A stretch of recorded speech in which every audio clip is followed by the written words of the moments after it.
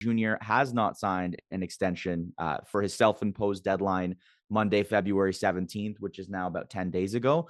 And there's a lot of animosity within the city of Toronto, at least on the baseball side.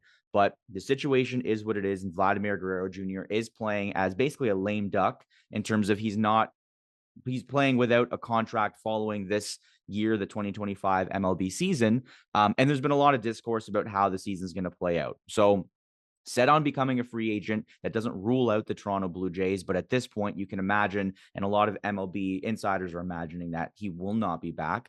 The really cool, not cool whatsoever, but it was funny to watch Blair and Barker on Sportsnet's radio discuss this idea of whether this will be a distraction in the room. I don't know if that's the direction you guys want to go Well, first. We I haven't really had a also chance to talk much on this topic in the first place, so let's just I take it away. What do we think here? I also saw Jeff Blair have a comment yesterday that said Mark Shapiro doesn't believe in Vladimir Guerrero Jr.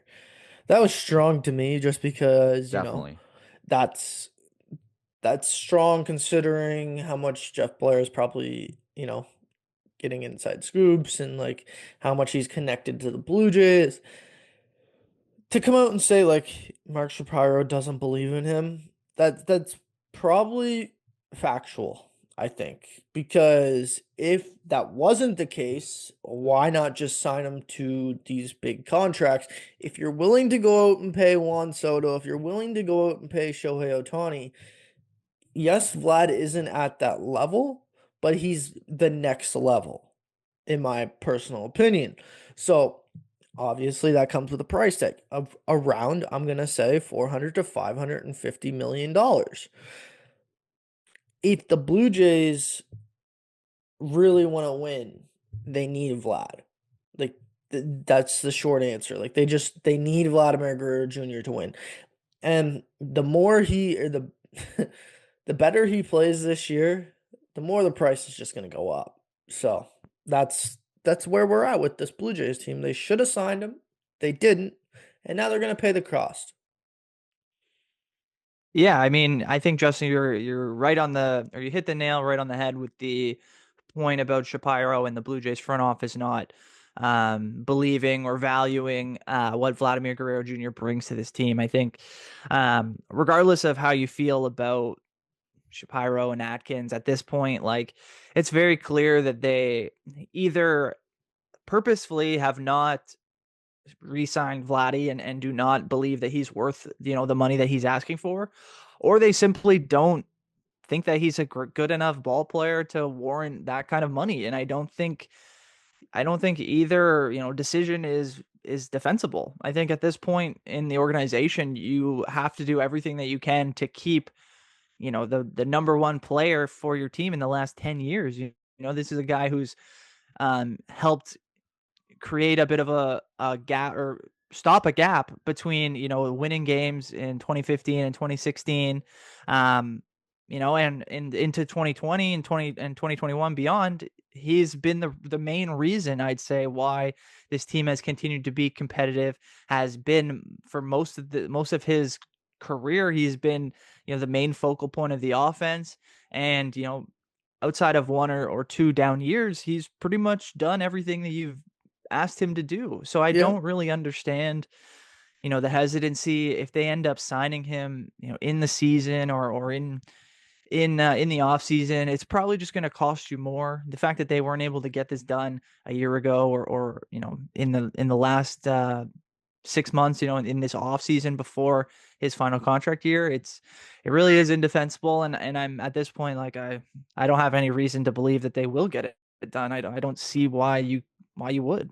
I don't think they No. will either. And the other issue is, okay, you also don't just have Vlad on the book this year, you also have Bo Bichette. Like that contract has gone like is so much cheaper at the moment considering what we saw last year from Bo Bichette. He was probably the one the year before that was going to get paid more than Vladimir Guerrero Jr. And now you're looking at a pay decrease from Bo Bichette. So for me, Shapiro and Atkins are gone.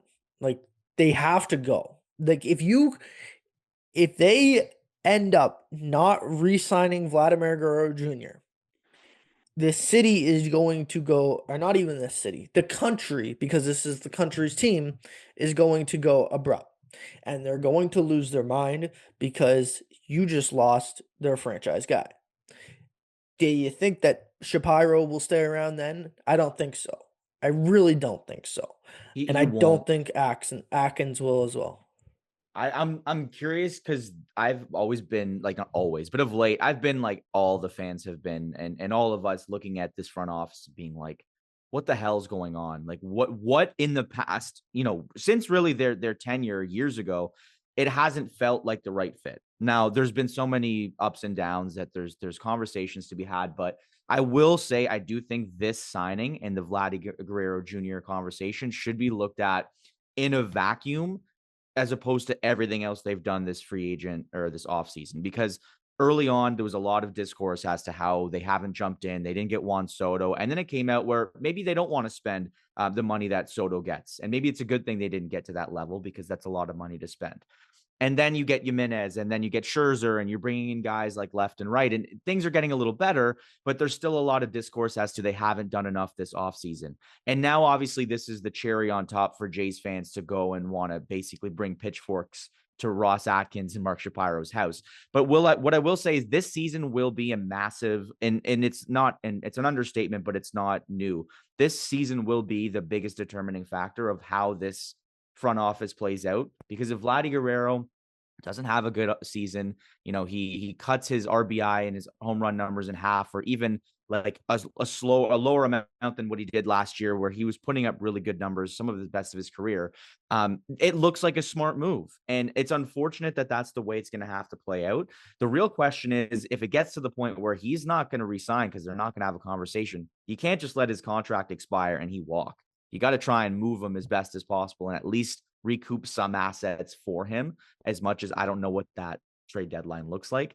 But I will say I'm not going to give them grace because I think it's been a really botched job not getting him signed, like you said, Brandon, in the past 6 months.